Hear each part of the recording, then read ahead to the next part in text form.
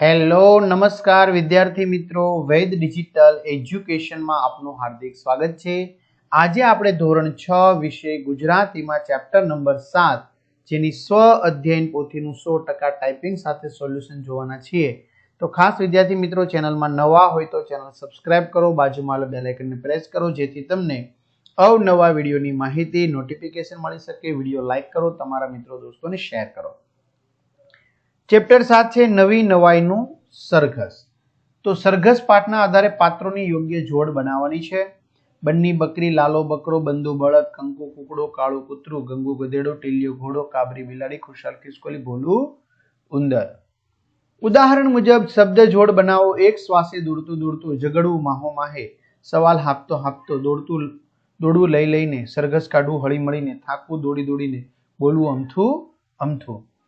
તો વિદ્યાર્થી મિત્રો, તમારે ધોરણ 6 ના દરેક વિષયના વિડીયો લેક્ચર જોવા હોય કે પછી પરીક્ષા માટે ઉપયોગી પેપર જોતા હોય તો આપણી વેદ ડિજિટલ એજ્યુકેશન નામની એપ્લિકેશન તમે ગૂગલ પ્લે સ્ટોર ઉપર જઈને અત્યારે જ ડાઉનલોડ કરો, જેમાં તમને 3 થી 12 ધોરણના દરેક વિષયના વિડીયો લેક્ચર, સ્વાધ્યાય અભ્યાસની સમજૂતીના વિડીયો, પરીક્ષા માટે ઉપયોગી મટીરીયલ, અસાઇનમેન્ટ, જુદા જુદા જિલ્લાના પેપરો, સ્વ અધ્યયન પોથી, પ્રોજેક્ટ પ્રવૃત્તિ બુક, આ બધું જ ગૂગલ પ્લે સ્ટોર કે જ્યાંથી આપણે ગેમ ડાઉનલોડ કરીએ ત્યાં જઈને એપ્લિકેશન ડાઉનલોડ કરવાની લાખો વિદ્યાર્થી મિત્રો યુઝ કરે છે। તમારો પોતાનો મોબાઈલ નંબર નાખો, સેન્ડ ઓટીપી કરો, 4 આંકડાનો ઓટીપી નાખશો એટલે પેડ કોર્સમાં જુદા જુદા પેડ પ્લાન, એક્ઝામ પેપરમાં પેપરો, 3 થી 12 માં 3 થી 12 ના વિડીયો, તમારું ધોરણ પસંદ કરી વિષય પ્રમાણે પાઠવાય વિડીયો જોઈ શકો। ન ખ્યાલ આવે તો કોઈ ભણેલ ગણેલ વ્યક્તિની મદદ લઈ શકો।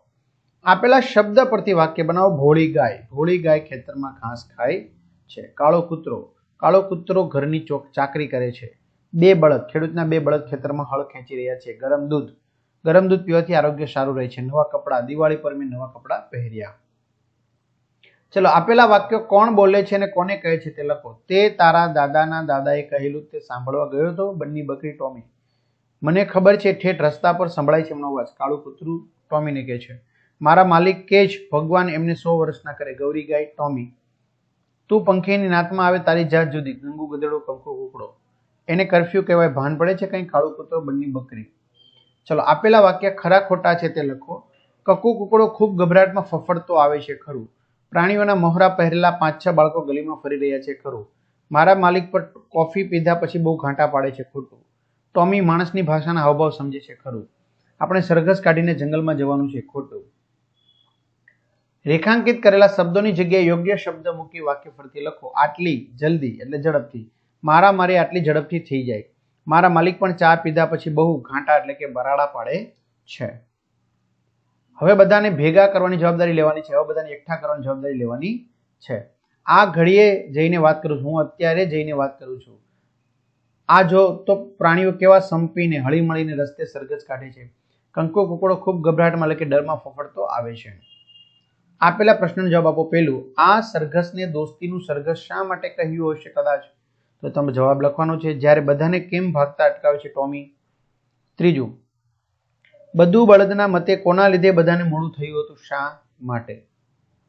ત્યાર પછી ચોથું, પ્રાણીઓને સરઘસનો વિચાર કેમ આવ્યો હશે? પાંચમું, ટોમી સરઘસ માટે ખાતરી આપતા કહે છે કે?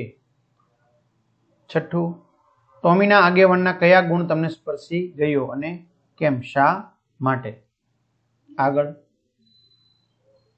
આપેલા અર્થ મુજબ શબ્દનો રૂઢિપ્રયોગ કરી વાક્ય બનાવો। ઉડાવ જવાબ આપો। અધ્ધર પદ્ધર વાતો કરવી આપેલો છે જવાબ અહીંયા। વાક્ય, જીવ લઈને ભાગવું, ઊભી પૂંછડીએ ભાગવું, શાંત થવું, નિરાત રાખવી।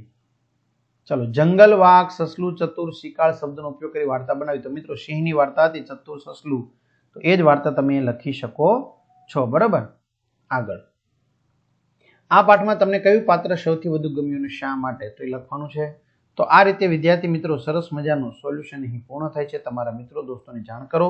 ચેનલમાં ન હોય ચેનલ સબસ્ક્રાઇબ કરો, વિડીયો લાઈક કરો। અહીં સુધી રાખીએ। અસ્તુ, જય હિન્દ, જય ભારત।